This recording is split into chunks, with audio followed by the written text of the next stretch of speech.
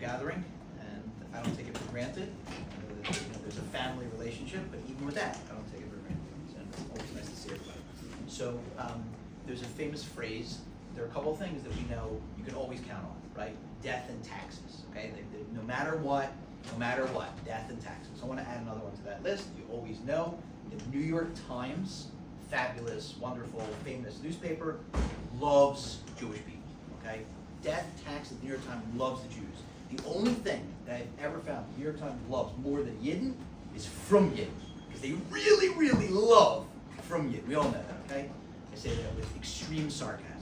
So when I was younger, I'm going to say, I don't know, around 18, 19, 20, somewhere around that range, the New York Times did an expose, and they ran the expose right before Pesach. So what they did was, they went out and they commissioned a group of scientists, and they assigned each scientist a different baka, and in the 11th one they assigned the Kriyas Yamsuf, and they asked each scientist for their opinion with respect to, what happened, okay? Because obviously it wasn't a nace, okay? Because that's ridiculous, right? Who would believe it's a nace other than, backwards, Bible-toting fundamentalists, okay? So they had these incredibly well-credentialed scientists, and each one wrote these, I have to say, fascinating articles, okay?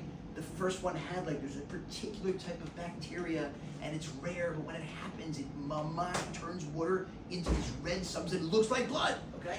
And they went through how the frogs happened, and of course the Choshet was an eclipse, and Makas Bechoros was some kind of, genetic thing. Okay, each one, they had a scientist explaining, it was not an ace, it was perfectly natural. And the last scientist was Kriyas Yamsuf, and he explained that every so often, every however many years, 200, 300, 500, however many years, there's this east wind that blows, and it's so strong, they can actually blow through the water, okay? So that was it. They debunked it. We all thought they were Nisim, and it turns out each one had a natural reason, okay? So this is one of the very, very few things that I remember when I was that age that I heard a Rav say. I don't know if it was in shul somewhere else, and I guess because I had seen the article and I was interested in it, so I remember what the Rav had said. The Rav had said the following, okay? I'll just do the last one. He says, let's think about it for a second. 3 million Yidden, and they're at the sea. The sea is in front of them, okay? And they turn around, and behind them is the oncoming, charging Egyptian army with its select elite charioteers, okay? This may come as a surprise. The Mitzrayim did not teach the Yidden how to swim when they were slaves, okay? I know this is surprising. You would think, what do you mean? They didn't have swim on the schedule? They did not have swim on the schedule when they were slaves, okay? They did not know how to swim. In front of them is the sea, and they don't know how to swim. Behind them is the army. Wouldn't you know it, New York Times scientist? Right then, this east wind comes in, incredibly powerful wind, hits the water at the exact angle, and it opens. Wow. 3 million, not 3, not 3,000, not 30,000, not 300,000. 3 million Yidden walk into the sea, and they start crossing the sea. And now the Egyptian army enters the sea after them. When the last Yiddle, okay, some mother's dragging her little Yankel, let's go, okay, come on, the Mitzvah right behind us, pulls them through the sea. Exactly then, the wind stops blowing. And when the last Yid makes it out, the entire Egyptian army's inside, and they're all killed. How do you like that? Guess what, New York Times? The nace sometimes is in the timing. The timing can be the nace, okay? We talk about Nisim when we're looking for somebody's flying, we hear stories about the time we brought somebody back to life from the dead. There can be Nisim, mamash Nisim, in the timing, okay? So I'll give you an example of this, okay? So I learned with Rav, Rabbi Goldberg, and just to give you an idea, because I don't want anybody to think this happens to to just anybody, because it doesn't happen to just anybody. You have to merit it. So we started learning together. I may have told the story before. If I did, I apologize. We started learning together about 8 years or so ago. Okay, somewhere in Barra. We learn at 10:05 p.m. So that's 5:05 a.m. for him. So he's dressed and ready to go with his Gemara in front of him at 5:05 a.m. in Eretz Yisrael. So I don't ever say to him at 10:05 p.m., "Oh, I'm really tired. You think maybe we could cancel? I had a really long day." "Oh, you're tired. By the way, it's 5:05 a.m. because I got up at 4:30 or 4:45. Okay, so we're learning. All right. So we had been learning for a few months, 3-4 months when we first started learning together, and you could hear a pin drop. There's nothing going on in the background, obviously. Okay, and so one time, a few months into it when we first started learning, I hear noise in the background, and I say to him, "Who's up in your dira?" And this is also my newborn son. I said, okay, fine, okay? So I said to myself, I don't remember him telling me the last few months that he had a baby, but maybe he has a 5-month-old and still a newborn, okay? Then I said to myself, you know what, maybe he had a baby and I don't remember him telling me. I would have given him a miles top. I haven't told my wife, maybe she would have sent the present. Like, I better just check, okay? So I say to him, by the way, can you just remind me, how old is your newborn? He says, about 45 minutes. I say, I'm sorry, what? He said, about 45 minutes. I said, where are you? He said, I'm in the hospital. So I said, we've been on the phone for 40 minutes learning. Did you tell your parents and your wife's parents? He goes, yes, the baby was born. We called my wife's parents Mazel Tov. We called my parents Mazel Tov. He goes, and then you called. I said, when were you going to tell me this? He goes, I was going to tell you at the end, okay? Stone cold, okay? He wasn't in the recovery room. He was in the delivery room. I said, your wife is okay with this? He goes, yeah, we talked about it. He goes, because I brought my Gemara with when we went to the hospital, because of course. Okay, when you make your list, you bring your Gemara to the hospital. Your wife goes into labor, you go, what else are you going to grab? You grab the car keys and you grab your Gemara, okay? So you grab this Gemara, and he said, I spoke to her, and when I figured the timing might work out, because I knew when you were going to call, and it did work out, and we both agreed, wouldn't it be nice, the first thing that our child will hear after the birth is the Kol Torah, the sound of Torah being learned. Okay, great. I told this over at my older daughter's, my son-in-law to be at his Ofruf, and I told him that this story can't happen without the right woman. Obviously, she had to buy in. I said, by the way, in case you have any ideas, this was their 7th child. Don't do it with the first child. Like, I don't know what number is, okay, but just not a really good idea. Okay, 5 minutes after your first child is born, to turn to your wife and say, do you mind? I have a chavrusa now. Okay, like I don't know if it's the greatest idea. Fine. So that just gives you an idea of who we're talking about. All right. His day is very, very rigidly organized, okay? So his day is, he wakes up in the morning, and he starts learning at 5:05 a.m., and then he davens nates, and then he helps his wife out to get the kids out to school, and then he arrives in where his kollel is, in Zvil, at 8:45 a.m. Not 8:44, not 8:46, he arrives at 8:45. If anything, maybe he gets there early, but he gets there by 8:45. Why? Because he says 15 minutes of Tehillim every day. He starts his day with 15 minutes of Tehillim. At 9 a.m., he starts his Seder Yom, starts learning. One day he gets invited to a bris in Zvil, back when, I don't think they're doing bris in Zvil anymore, okay, but they were doing bris in Zvil, and the bris is scheduled for 8:50 a.m. What's he supposed to do, okay? He can't get there earlier because it's, depending on his kid's schedule, he gets them out, to school, so he's going to arrive at 8:45. So he says the following, he says, here's what I'm going to do. I'm going to change my schedule. I'm going to learn for 5 minutes, then I'll go to the bris, then whenever I come back from the bris, I'll start my, learning Seder for the day with my kollel. And then during my afternoon lunch break, that's when I'll say my 15 minutes of Tehillim, okay? So he does exactly that, 5 minutes of learning, goes to the bris, starts the day of learning, now he's got his mincha, now he's got his lunch break, he forgets to say the Tehillim, okay? Because he changed around his schedule, he never changed his schedule, he forgot to say Tehillim. He gets a text, he does not have a smartphone. You should not have a smartphone. I am Mora Heter, I'm embarrassed to say, to have a smartphone. Someday I hope to be able to conquer the Atari and get rid of it, I haven't figured out yet how to do that. So he does not have a smartphone. He has a dumb phone. He does have texting, because otherwise I don't know how he would possibly plan his different chavrusas, etc. Okay? So he does have texting on his plan. He gets a text in the afternoon, about 2:30 in the afternoon. The text does not come from a number, it comes from a name. The text comes from pray now. He opens up the text, Hatehillim Hayomi, Kuf Yud and Kuf Yud Aleph, okay? So he tells me the story and I say, wait, you mean to tell me that somebody signed you up? I said, you didn't sign up for this, right? He goes, I didn't sign up for anything. I don't even know how to sign up. I said, you mean to tell me that someone else, unbeknownst to you, signed you up for a daily Tehillim reminder, and it happened to start the one day in your life that you forgot to say Tehillim? He said, no, that's not what I'm saying. I said, what are you telling me? He goes, I don't know. He says, this happened a week ago. I said, 1 second. You waited a week to tell me this story? He said, yes, and I want to tell you why. Because starting the following day, I was waiting for the text to come in, and it didn't come in. Nobody signed me up for anything. He got a text from Pray Now, Hatehillim Hayomi, on the one day that he had not said Tehillim.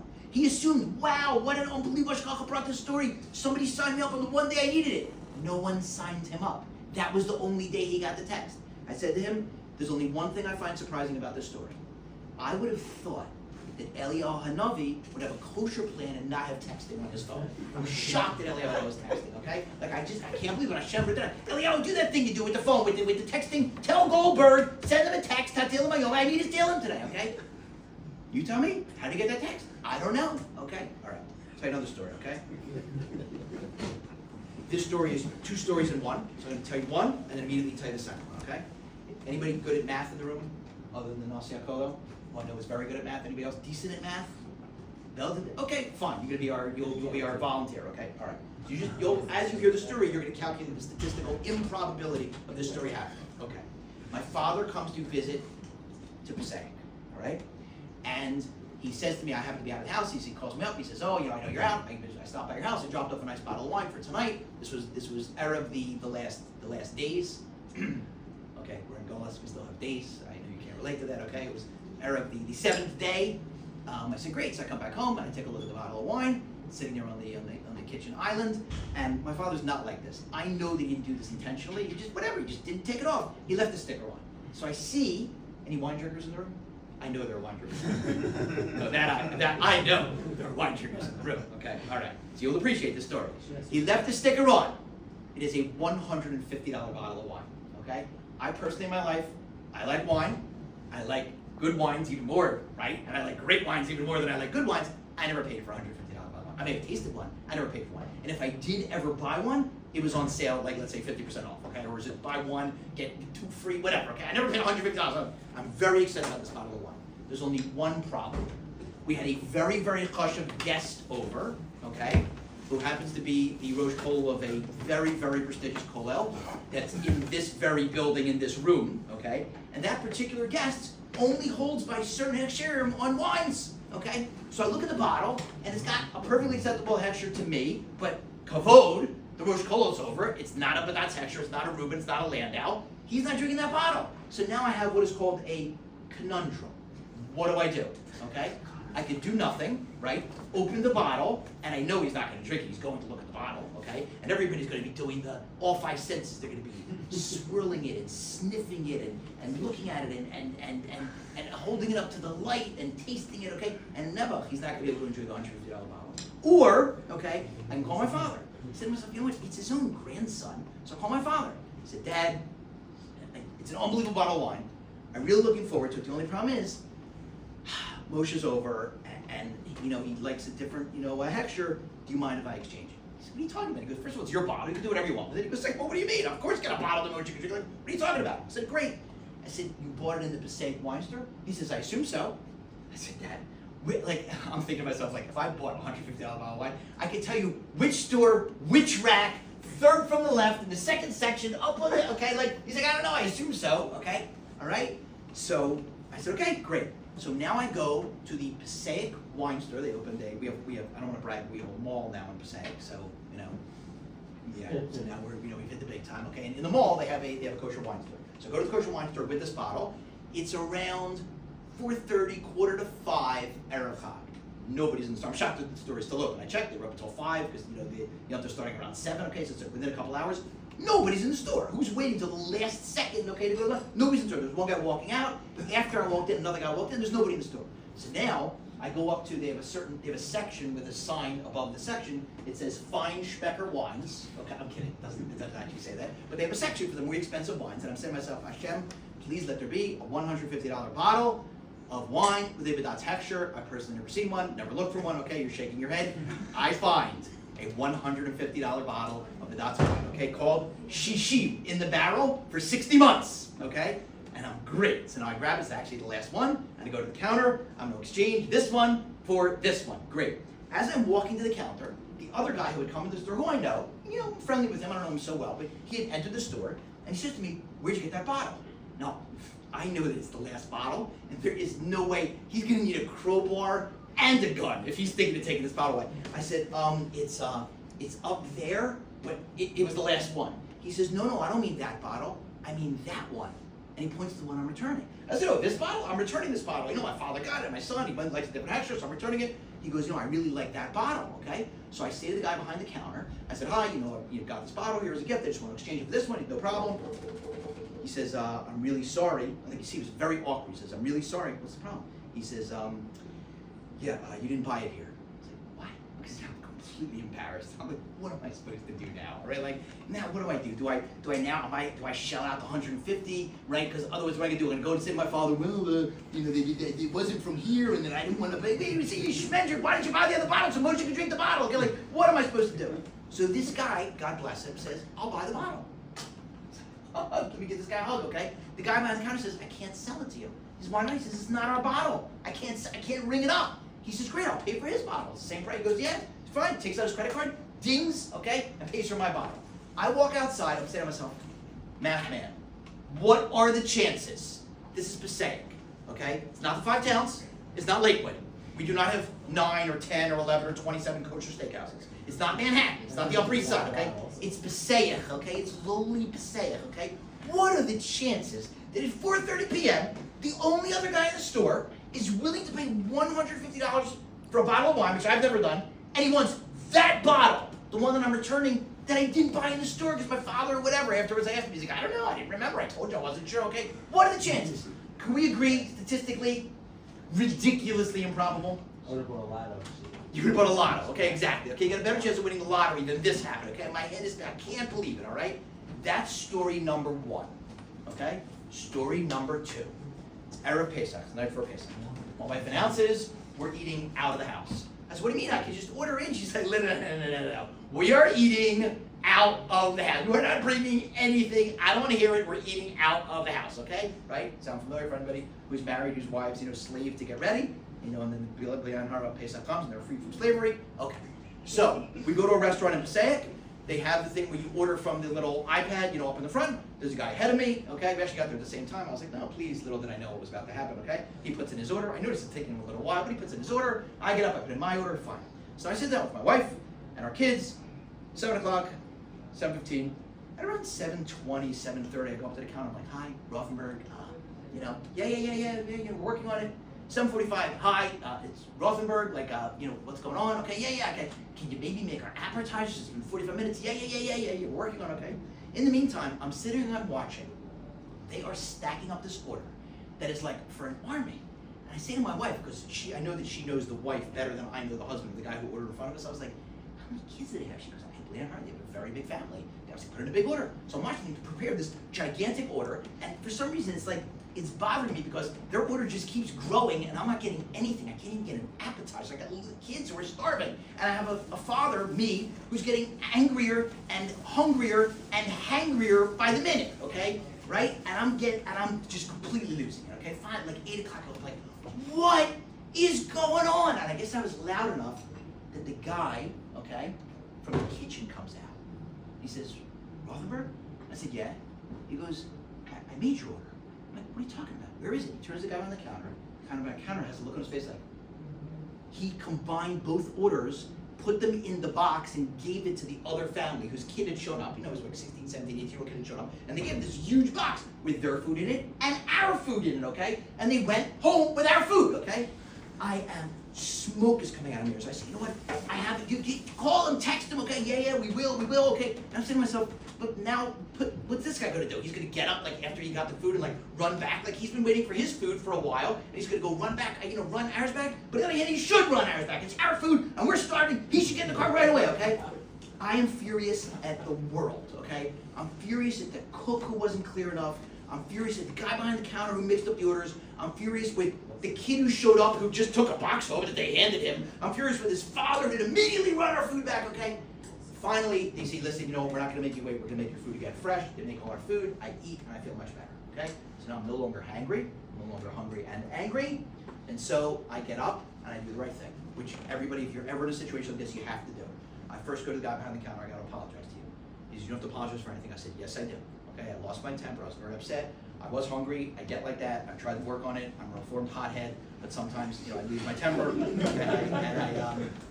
I just apologize. Okay? I said, do me a favor. Can you get the guy from the kitchen? He goes in. He calls the guy from the kitchen. I said, I want to apologize. He goes, absolutely not. It was our fault. You don't have to apologize. I said, yes, I do. It's not a matter of fault. I shouldn't have lost my cool. I was really hungry. I was here with my kids. He goes, I get it. You don't have to apologize. Okay, great.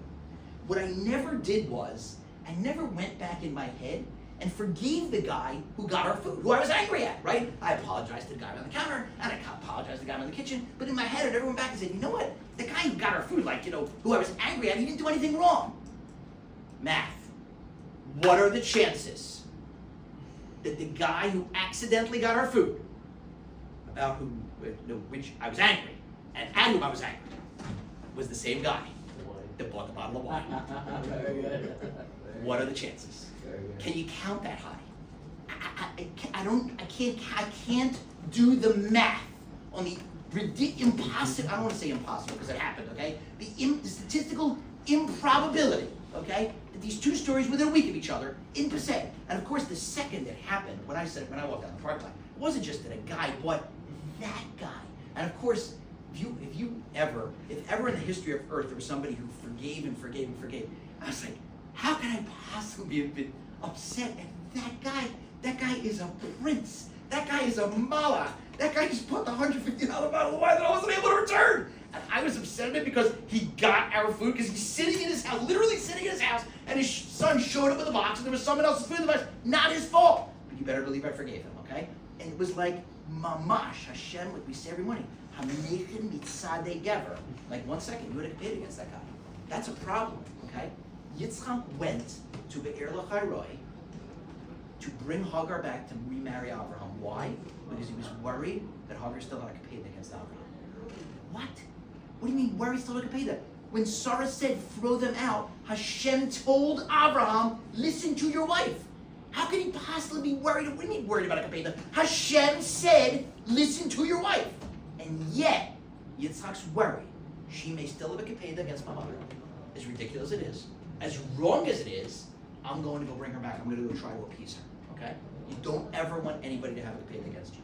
Go to this week's parsha. Moshe sends a delegation to Dasan and Aviram. When Dasan and Aviram joined Korach, not that Moshe would do this, but if ever there was a time in Moshe's life to do the happy dance, Dasan and Aviram just joined Korach. The earth is going to open up. Finally, I get rid of these guys. He sends a delegation to them. They answer. I'm not even going to repeat what they said, because I'm not going to dignify the response. Most disgusting the response imaginable to Moshe was the din of a melech. Disgusting, outrageous. So what does he do? Do nothing, right? Just, you'd be a malach to do nothing. To just, okay, not responding. He goes himself. He goes himself to make another attempt to apologize, to appease, okay? Don't let there be a kapeda. So it's like Hashem was working that out miraculously, in my mind, with the timing. You have to figure this out. You can't have a kapeda against somebody. You had it, you never went back. Okay.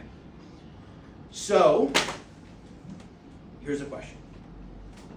Anybody, by the way, hearing stories like this, anybody want miracles in your lives? Does anybody want to sign up? Because, if there was a sign-up sheet, I'm pretty sure we would all sign up. Right? Okay, so how do you get the miracles? All right. So, the Sholem Eshet, Joseph Sholem Nathanson, says the following. He says that Hashem puts in Parshas Bahar a hypothetical question and answer into the Torah. It's very, very strange. After he teaches the laws of Shemitah, Hashem says, and if you will ask, what will we eat in the 7th year? Don't worry. In the 6th year, I'm going to make a triple blessing. You're going to have enough for the 6th year and the 7th year and the 8th year. Because remember, when the 8th year comes, it's not like you can start eating. The 8th year means you can start planting. You still have to go through the whole agricultural cycle. You have to, plant and irrigate and hopefully there's going to be sun and rain and whatever, okay? And then finally reap, and then you can eat. It's going to take a while, okay? Triple blessing, okay? So first of all, when are the Jews going to start worrying about this? They're going to start worrying about it the second they get the command. These are Jews, okay? I have a friend who runs a Pesach program. He said that multiple times people have said to him, before booking, they want to know, they have the following question, among 20 other questions involving the food, okay? They want to know, will there be pizza Motzoi Pesach? Okay, in other words, the night Pesach ends, will they have pizza that night? And the next morning, in case Chas v'Shalom they don't have pizza, or even if they do have pizza, will there be bagels for breakfast the next morning? Because they're not going away if they're going to have to wait longer than that, okay? So the second they even get this command, they're going to be worried about this, okay? All right. The Sholem Eshet asked the following. This is the Dordeya. Manna's falling from Shemayim. What will we eat? Like, hey guys, seriously? You think I can't take care of you? What is their question? He says, here's their question. He goes to the Taz. Taz is a famous answer to the famous question, why is Hanukkah 8 days? They had a Pach Shemen. Pach Shemen was enough for one day. So the miracle was 7 days. So it's a 7-day Chag. Why do we need a day Chag? So there are many, many answers to this. The Taz says the reason is the following. When Hashem does miracles, he doesn't do them yesh ma'ayin. So the first day was a miracle because they took a Pach Shemen. If you have a car, there are still cars out there in the world powered by gas, notwithstanding the government, at least in America, especially in Europe, still attempts to try to convince us to all, move over to electric cars, so that then we'll have all sorts of problems with the environment with batteries, and we're running out of electricity, but that's a whole other story, okay? So if you have a car that runs on gas, and you start driving it, and you keep driving it, and you keep driving it, eventually it will sputter and come to an end. It will no longer drive. If you light a flask of oil, the oil will be burned in its entirety. The nace on the first day, according to the Taz, was that the oil did not fully burn. Hashem made a nace that the oil didn't burn out. Now there's oil left over. Once there's oil left over, now Hashem can make a bracha on that oil. So they were asking us, Hashem, you told us, okay, for 6 years, plant and reap, sow and eat. If we eat all the food by the end of the 6th year, there's nothing left. How are you going to how's the bracha going to appear? You're telling us don't worry, but we know the way you work. There's no yesh ma'ayin. So Hashem answers, don't worry. I'm going to give you a triple blessing in the 6th year, so it's never going to go down to 0. There's never going to be a time where you're going to go down to 0, okay? That is why, remember this years ago, my Rabbi Zumilevsky explained that before you bench, you have to make sure there's bread on the table, okay? Because you're making a bracha, and the bracha has to be chal on something. So if there's no bread on the table, there's nothing for it to be chal. So I have had fights, I'm sure my son has seen this before, like literally fights with waiters, because you start benching, so now you can't talk. The waiter comes over, they try to take the bread. They're not taking that bread, okay? Like, they're grabbing it, and I'm pulling it back, okay? So I went to a city in South Jersey recently, okay? I don't know if I should name the city, but whatever, it's built around a lake. So my father and mother moved there recently. So I was heading in, we had something in the office, we had an arbitration, so I told my father, listen, I'm going to stay over, to have something early the next day. Great, you want to go to dinner? Sure. He says, call your mother, see if she'll join us. Great. Or I don't know, he called or I called her. Great. So my mother joined us. So did my nephew, who's a bit biased. I don't know why, but for some reason my nephew decided that he would prefer to live in my parents' house than live in the dorms in the yeshiva where he's studying. I don't know why. Okay. But whenever my father goes out to a steakhouse, he comes along. My father says, listen, he's a bit biased. We have to take him along. So I said to my father, oh yeah, sure. He says, you want to go to dinner? You're coming in. You want to go to dinner? I said, you know what? Yeah, sure. I'll go to dinner, right? So he says, we'll go to the new steakhouse. I said, seared? He goes, please, seared. That was like 6 months ago. I'm talking about the new one. Because now Lakewood has its 9th high-end steakhouse, okay? So we go to this high-end steakhouse. We're sitting there. It's me, my father, and my mother, and my nephew. And I say, listen, we know the halacha, right? Somebody's got to say the Dvar Torah. So it happened to be, we were right there in the parsha, okay? So I told her over this Dvar Torah, all right? So after I told her over this Dvar Torah, I said to my nephew, listen, before we bench, I have to use the men's room. You watch that bread, okay? I hope you were paying attention. He goes, I was. I was like, watch the bread. I go use the facilities. I come back, the bread is gone. I look at him like, you had one job. I mean, for crying out loud. He says, I know, I moved my head like to speak to grandma. The poor kid, okay? The waiter came from the other direction. I didn't see him coming. It's fine. They'll give him more bread. Okay, it's fine. All right, so he goes to have bread. All right. Now we understand what the question was, okay?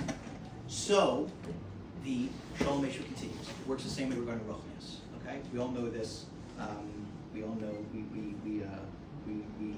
or I don't know if we all know, but the very last Mishnah, in Shishay Siddur Mishnah, Uktzin reads, Amr Shobin Levi, also Kodesh Baruch Hu Lahanchel Chol Tzadik V'Tzadik Shlosh Meos Basar Olamos. Okay? At the end of the day, Hashem is going to bequeath to every tzaddik 310 worlds, whatever that means. It sounds good. Shneimar, it says in Mishlei, Lahanchel Ohave Yesh V'Otzro Sehem Amale. Right? I'm going to bequeath to the people who love me, yesh, something, and I'm going to fill their storehouses. So the Mishnah, or the Parish explains that yesh b'gematria is 310. That's where we get the 310 alamas. The Shalom Eshkol says yesh means yesh, like yesh bo mamash. If you want spiritual bracha, there has to be something there on which for it to be chal. If there's nothing there, then it can't be chal. Okay? So that's why you need, both with respect to physicality and with respect to spirituality, there has to be something there on which the bracha can be chal. Okay? I want to digress for a second. I may have mentioned this before in a prior talk. If I did, I apologize. And if I didn't, then I must mention it. And if I did, it's not a sincere apology because I can't say this over enough times because I need to hear it as many times as possible. Okay? While we're on this topic of in Bahar, the question of what will we eat in the 7th year, Rabbi Yosef says the following. Okay? He says, let's play this out, right? So when did they ask this? Mistama, the latest that they would have asked this would have been after the 14 years that they spent conquering Eretz Yisrael. Now the laws of Shemitah go into effect, okay? So for sure, right then, they're going to ask, what are we going to eat in the 7th year? Because they're worried, right? It's going to effect. They're not going to wait till the very end of the 6th year. By the way, what are we going to eat the entire year next year? They're going to be worried. Starting day one, the Shemitah law is going into effect. What are we going to eat in the 7th year? Okay, so let's play this out. So now the Shemitah law is going into effect, okay? So what's going to happen? Some people are going to say, when Hashem said, plant for 6 years, and reap for 6 years, and eat for 6 years, he wasn't saying that's what you'll do. He was saying that's what you must do. That's a tzavah, that's a command. Eat until you're satisfied, okay? And they did that. They absolutely trusted in Hashem. The cupboards are bare, okay? So when they got to the 6th year, when it came time for the planting, they hadn't kept anything, right? They were trusting in Hashem. Other people said, listen, you never know, okay? Maybe Hashem's having a bad day, maybe he'll forget, maybe we sinned, you just never know, okay? So throughout those first 6 years, I'm on a diet, are you finishing that? Yeah, maybe we'll just, so they have a little silo, okay? And they would put some grain in the silo, a reservoir, okay? And they would say, L'Shem Yosef Tzadik, okay, whatever they would say, okay? But they'd squirrel away some food just in case, okay? So now what happens? The 6th year comes. Everybody gets a triple blessing, okay? The people that didn't squirrel away food, call it kavod, you believed in me. The people that did squirrel away food, say you didn't need to squirrel away the food, you got a triple blessing. Great, okay? Rabbi Yashav asked the following question. He says, if that's the case and that's what happens, do you think anybody would ask that question the next time around? Who's going to ask that question? We saw it happen with our own eyes. Everybody got the blessing. So he says, do you think that Hashem is going to put that question in the Torah because it's going to be asked one time by Klal Yisrael? That's not how the Torah works. If there's a story in the Torah, if there's a din in the Torah, if there's back and forth in the Torah, if there's a hypothetical question in the Torah, it's because of its relevance today to us. So what's going on? How's it relevant to us? He says, because here's what actually happened. When the 6th year rolled around, Hashem looked around, okay? And the people who believed in Hashem and did not squirrel away food, they got a triple bounty, an open miracle. Their crops were 3 times the size they normally are. Not like 3% more or 30% more, 300% more, 3 times the human. That is an open miracle. But Hashem saw the people who squirreled away food. He says, you think that Hashem did a nace for them? You think Hashem did a nace for the people that showed him through their actions? They don't believe in him. They didn't get a nace. So they said, the people that didn't get the nace, whew, good thing we squirreled away food. Now comes the next set of 7 years. Those people are saying, what are we going to do in the 7th year? They're going to squirrel away food again, okay? So he says, every time, if we're working, okay, or whenever we have some kind of financial situation, if we lie, if we cheat, if we steal, including on our taxes, we are showing Hashem that we don't believe in him. Hashem wrote a number next to our name on Rosh Hashanah. But if you're lying, cheating, and stealing, what are you showing Hashem?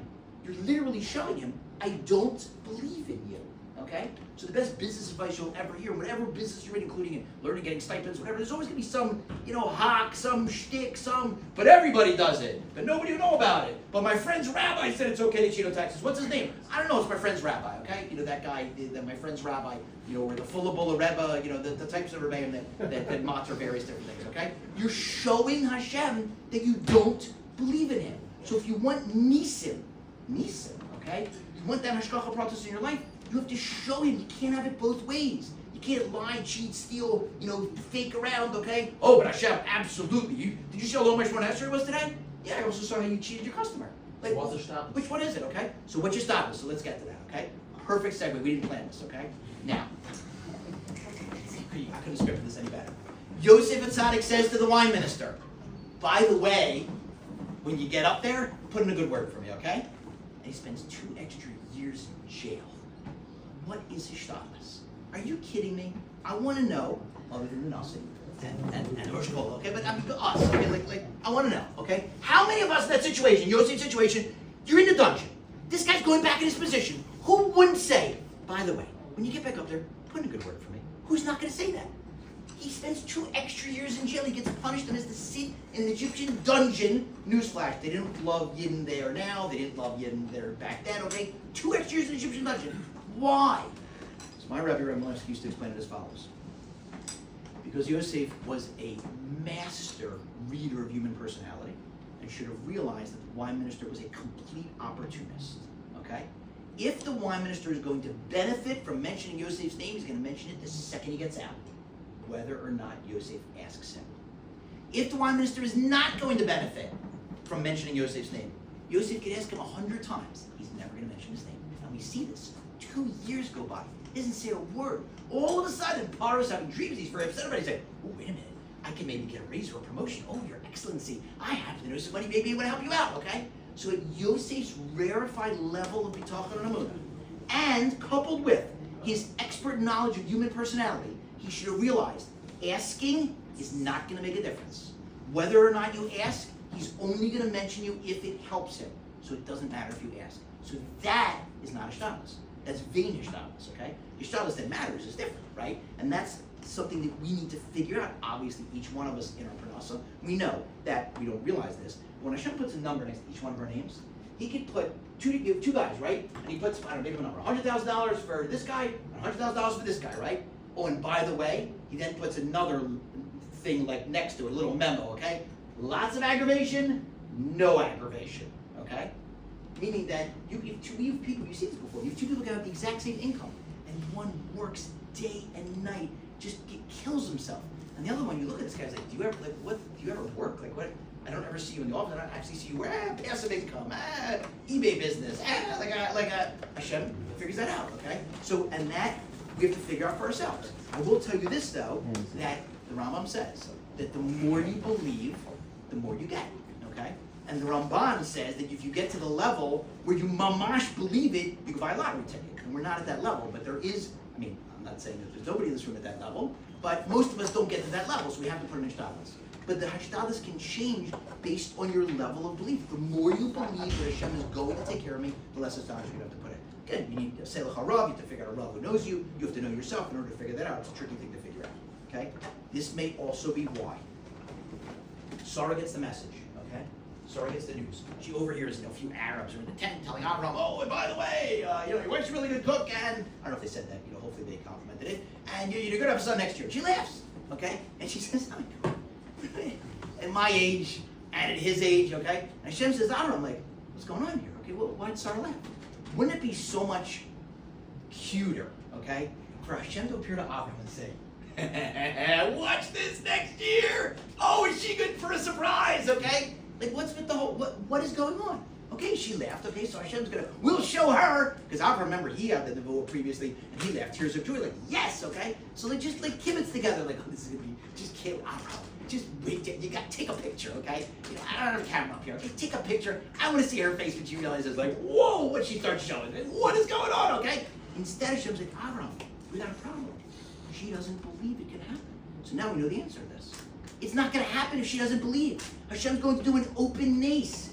She has to believe. If she doesn't buy in, Shkoyach Avram believes. He's half of it, okay? Last time I checked, he does, but not the wife, okay? Except, in certain other religions. So if she doesn't agree and she doesn't believe, the nace isn't going to happen. So it's critically important. Avram, maybe go talk to her. Go explain it to her. I do work that way, and I am going to do a nace nigla for you when she's going to have a kid. Avram goes and talks to her, okay? That could be why it's so important, okay?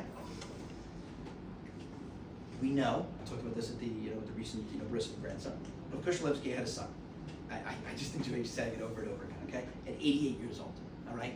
Now, how do you even imagine bumping into him at the hotel, and you see someone like, mamish, die, you're davening, he's davening, you have some major sorrow in your life, and he's davening, it's obvious he's got a major sorrow, okay? He says to you, I don't know if I can, or maybe he knows you enough, what are you davening for? Or maybe you even say to him, Rebbe, I see, maybe I can tell you what I'm davening for, maybe you can daven also, help me out, okay? Right? And you say to him, I'm davening for, not here, because we're married, but let's say he was a single person, I'm davening for shidduch.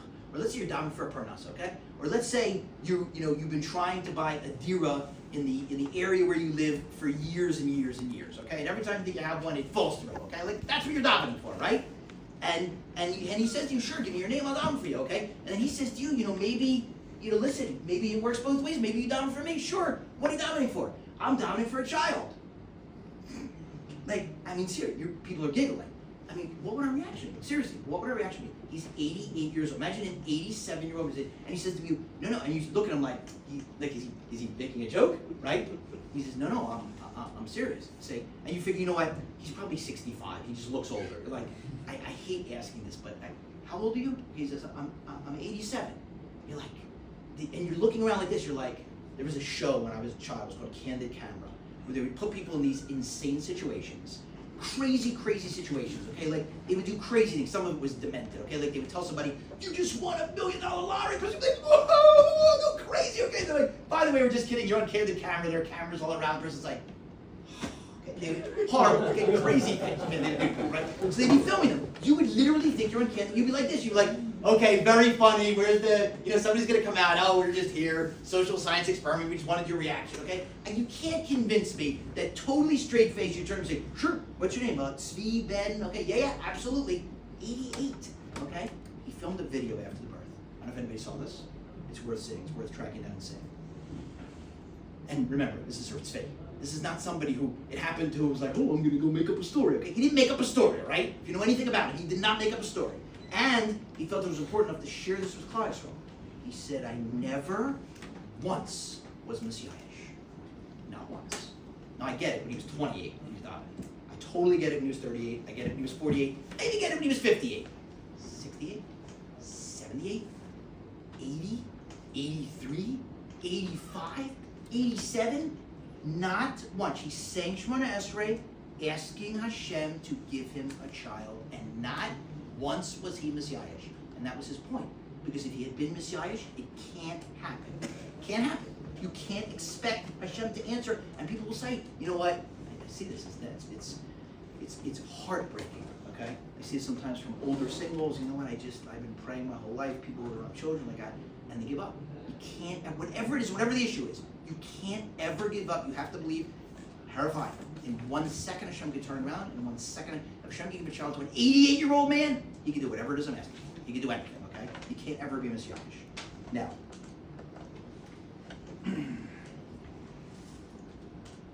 Rambam says that the more you believe, the more Eshkol you get, but there's a corollary to this, okay? There's always be an equal and opposite. The same way that if you regret an Avera, you lose the Avera. If you regret a mitzvah, you can lose the mitzvah, okay? So you have to be careful about that. All right. There was an exhibit in Manhattan called the Nova exhibit. It ran for a month or so. I tried to go a few weeks ago, but I wasn't able to because the animals, and I use the term, euphemistically because I should use a much stronger term, were protesting outside. So just imagine this. Imagine protesting outside the exhibition that's honoring the memory of the martyrs who were butchered and violated and burnt and hacked, okay? Of all the places, you want to go pick it outside the Israeli embassy, you want to go protest outside some government, outside the mayor's office. Okay, this is where they choose to protest to stop Jews from going to the Nova exhibition. And I wasn't able to go in. The cops, blocked it off. I wasn't able to go in. So I said, I'm going back. Even if it's not worthwhile, now I'm definitely going back. So I went back. And Chaval, that I went back like a day before it closed, so I wasn't able to tell every single from person I know. There are very few from people there that you have to go to this exhibition. So I asked a friend, I said, did you go to the exhibition? He says, no. I said, why not? He says, I heard from other people that it was completely secular. There was no mention of Hashem throughout the thing. Okay. I said, it's interesting you say that. I can hear why people would say that, even though I think it's a gigantic mistake. Because if you look at all the write-ups they did, it was all about just and this happenstance and that happenstance. Okay, there was no mention whatsoever of God in the write-ups that they did. Okay, they had videos. They had a video of this woman. Sometimes you hear the phrase "pintaliet." Okay, she was in a bomb shelter. You could see clearly, very clearly, not from. Okay, she said that I think 4 or 5 people made it out of about 40. Okay, so practically everybody was killed. They were throwing grenades into the bomb shelter. She was underneath dead bodies. She was pretending to be dead. And so at one point she said to her friend, we're going to die now. So what do we do? So her friend said to her, I think we're supposed to say the Shema Yisroel before we die. Okay? So together they were trying to remember. They knew Shema Yisroel, but she said between the two of us, we didn't really know the words, and we tried our best. They weren't saying Shema Yisrael that Hashem should give them the nations, free them, which is what he ended up doing. They were saying Shema Yisrael because as far as she was concerned, that's how a Yid dies. Okay? Now, if that's not a Pintaliet, I don't know what is. Meaning, what do we do? Completely secular. But it's time to die. I'm going to die as a Yid. I'm going to say Shema Yisrael. Even if I don't know the words. So I'm going to say Shema Yisrael. Okay? That was one spot where clearly Hashem was there. Here's the other place. They had videos. Now, I don't know if I should have watched them or shouldn't watch them because there are certain things that you can't unsee. They had videos that the animals filmed of themselves. Okay, they had GoPro cameras, so they filmed the entire thing. As one commentator, pointed out later on, said you have to understand something. The Nazis were in a sense embarrassed about what they did. They didn't do it gleefully. It's well known the SS soldiers at night had to drink themselves into oblivion, like they almost couldn't handle what they had done. Okay, they tried to hide it. They tried to hide evidence of it. This is completely different. Here they were filming the whole thing, every bit of it, the preparation down through the killing and the celebration afterwards, okay? There are phone calls. Daddy, I killed 10 Jews. Put mommy on the phone. I killed 10. Like never before. Like they were celebrating, okay? But here's what I couldn't get over. They had translations from the Arabic into English so you could follow along. I don't speak any Arabic, okay? And I don't think I've ever seen anything like this before. From the planning, like before they're in Gaza getting ready to go out, then they're going through the gate, then they're going through on the roads, then they're setting up around the perimeter, then they're actually killing people, okay, and then they're looking for more people to kill. Non-stop. God is great, bless God, God is great, God watch our steps. God, let's be victorious. God is great. Bring honor to God. God is great. Non-stop. Okay? In the Torah, there's a weird scene where the Torah tells us that Potiphar saw that Hashem was with Yosef. You should realize how weird this is. Potiphar is in pagan Mitzrayim. Who's Hashem? What are you talking about? What do you mean Potiphar saw that Hashem was with Yosef? Even if Potiphar was looking for Hashem, what's he looking for? Who is Hashem?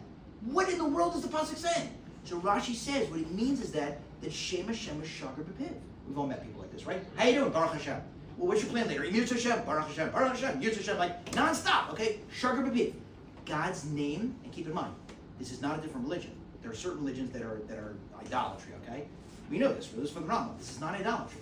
They're praying to God. They're praying to Hashem. Now, they have a twisted vision of Him, and they call Him a different name, but they're monotheists. They believe in God. So they're praying to God. God, God, God, God, God. Now, you'll tell me they were drugged up, and they were brainwashed. They were all of those things. And what they were doing was the most depraved things imaginable, okay? But I'm looking at them saying, how am I? Like, I'm wondering in my life if I ever did one mitzvah with that level of Islavas. Ever, okay? Ever! I want to know if I once shook a lulav, like Hashem, like Mamish, they saw themselves as like Ovdei, like Shluchei Hashem. Ovdei Hashem, with full being, with like full Mesiras Nefesh. Okay, I was like, I don't even know if I've ever seen it before.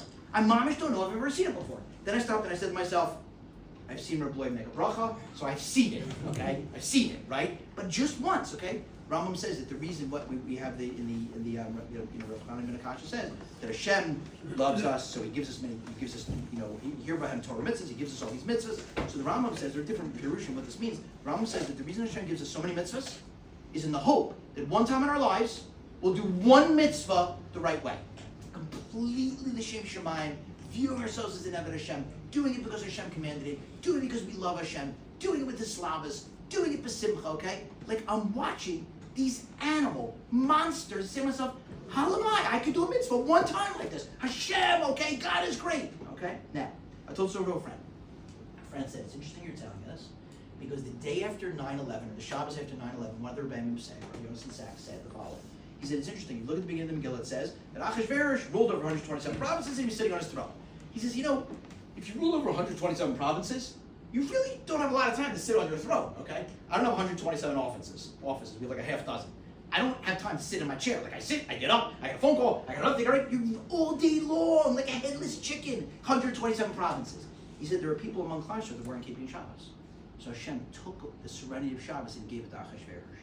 So he said it could be that it's the same thing. That because we're not Moser Nefesh enough and we don't have the level of Slavas that we should have, Hashem takes it away from us and gives it to them. It's something to be mindful of, okay? We want miracles in our lives, so act like it and show that we want it in our lives. Okay. Next, Hashem does miracles often, even via things that look bad, okay? I have told over this Gemara, I lost track of the number of times. Everybody in this room knows this Gemara, but I want to bring out a point I never saw before that Rav Chaim Shurin points out, student of Rav Chaim Voloshin. So we know Rabbi Akiva was traveling, and he's looking for a place to stay, and he cannot find, goes to a city, no lodging whatsoever. I once got a call from one of my sons, not the one in this room, but one close to him in age. Hey, he was in a seed program in Miami, calls me up, he says, hey Dad, you know any hotels in Key West, Florida? Key West is like a 2 or 3 hour drive south of Miami. It's about midnight. I said, what are you talking about?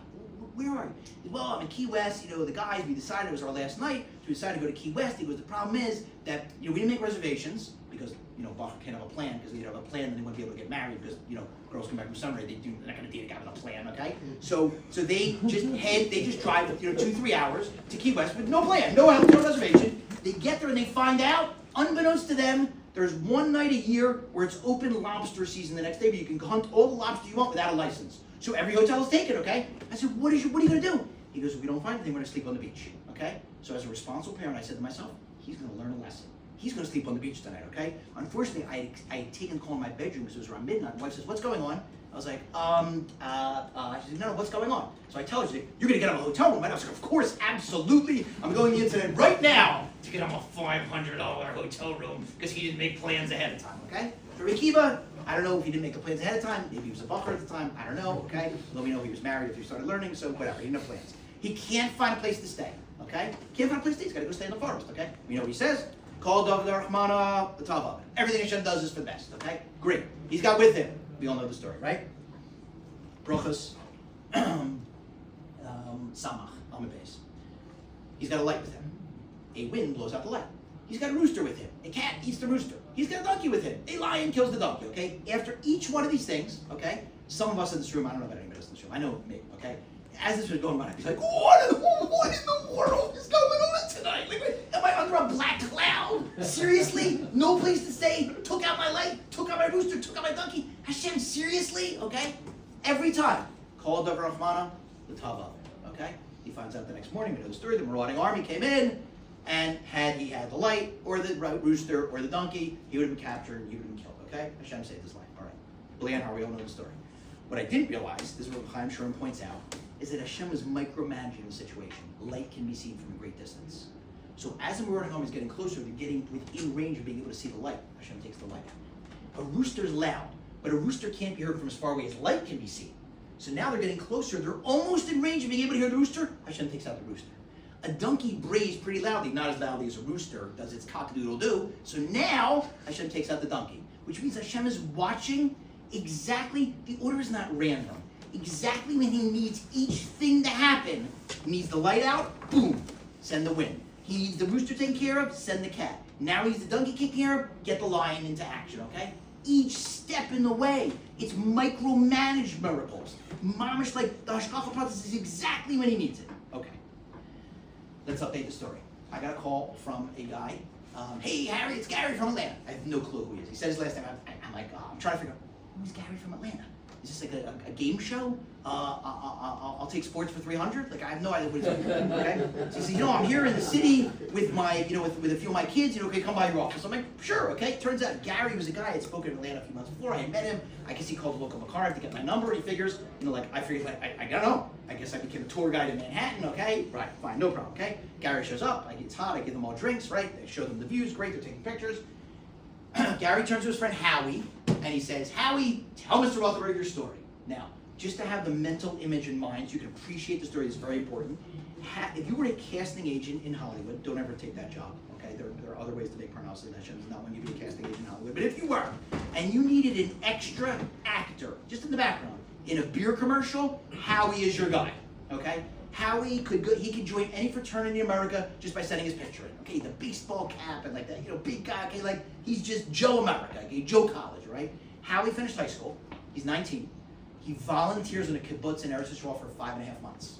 Working on a kibbutz is not moving papers around on your desk. It's actual work, okay? There are Yidden who actually do physical work. I know this is a little crazy here, okay? Real physical work, okay? He's working, he and his friends, for 3.5 months. And they were told this beforehand. You get a 1-week vacation. They get the 1-week vacation, and they're just, if everybody ever needed a vacation, it's these guys. They rented Airbnb, okay? The 8 of them. And it's great. They got a week off. Monday, Tuesday, Wednesday, Thursday. Thursday morning they get a call. Guys, we are so sorry. A number of people in the kibbutz got sick. We need you to come back to pick lettuce. They said, okay, this is a prank. This is a joke, right? No. It's serious. I'm a person who runs, whatever. I don't know if it's a person who runs the kibbutz, a person who was their liaison, their volunteership, okay? We need you to come back to pick lettuce, okay? They don't get their money back. They call the Airbnb. We have an emergency, okay? And they said, listen, they volunteered. They need us. We have to do it, which I was impressed by, okay? So they give up their rights to the next 3 nights. They were supposed to go to some event. They don't go to the event. They go back and they pick the lettuce. And Sunday morning they find out what happened at the event that they were supposed to be attending. All 8 of them had tickets to the Nova Festival, okay? I say to him, how angry were you when you got the call? He said a word I can't repeat, okay? We were.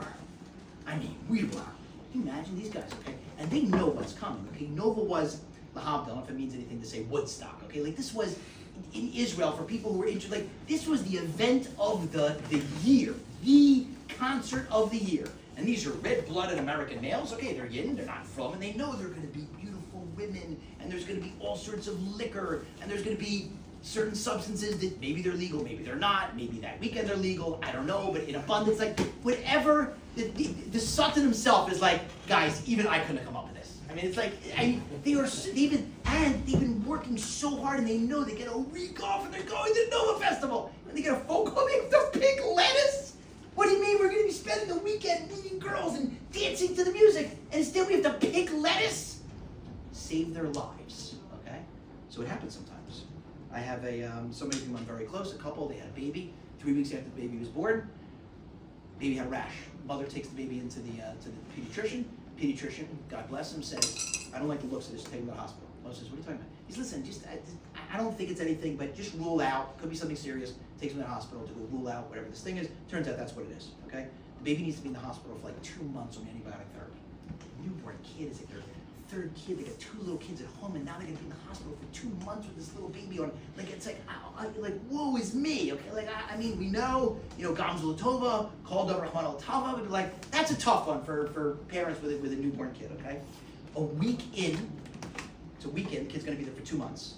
An attending physician, not even an internist, is making his rounds, puts on a stethoscope, listens and says, I don't like what I'm hearing, I just want to run some tests. Parents like, what are you talking about? He says, listen, I don't know where were you, but I just want to run some tests, just precaution, okay? They run some tests. Turns out that the baby was born with a congenital heart defect that required emergency open heart surgery. The baby had days, maybe hours to live. The surgery is so complicated. Imagine open heart surgery on a newborn. Imagine open heart surgery on an adult, let alone on a newborn, okay? There are 3 doctors in the United States of America that could do this surgery. Would you believe that one of them is in that hospital? The next day they have the kid scheduled for the open heart surgery. The doctor, one of 3 in the United States of America, do the surgery, does the surgery, saves the kid's life. So now the infection, they were so upset about, like, thank you Hashem for giving us the infection. Because if you didn't have the infection, they tell them, they said, you don't understand, if you're not in the hospital, there's no way this is detected. Nobody picks this up. Because he was in the hospital, and in that hospital, they were scheduled right away, so he saves his life. So just to review, what we talked about, miracles can be in the timing. We have to believe in miracles in order to get miracles. You can't just say you believe and shuckle really hard. If you do things that show you don't believe, like cheat, or show otherwise that you don't believe in Hashem, it's not going to happen. If you're Messiahish, it's not going to happen. No matter how many years or decades you've been davening for something, don't ever give up hope. Miracles happen even when things look bad. And when we say in the morning, when we bless Hashem, Amechin Yitzadeh Gever. Okay, just keep this in mind. Hashem, all day long, he's figuring it out. Who you're going to sit next to in carpool or on the bus, or which kid's going to be your kid's friend, and who's going to join the kollel, and who you're going to meet while walking down the street. He's got it all worked out, and it's always good. Thanks as always for listening, and that's that. Thank you very much.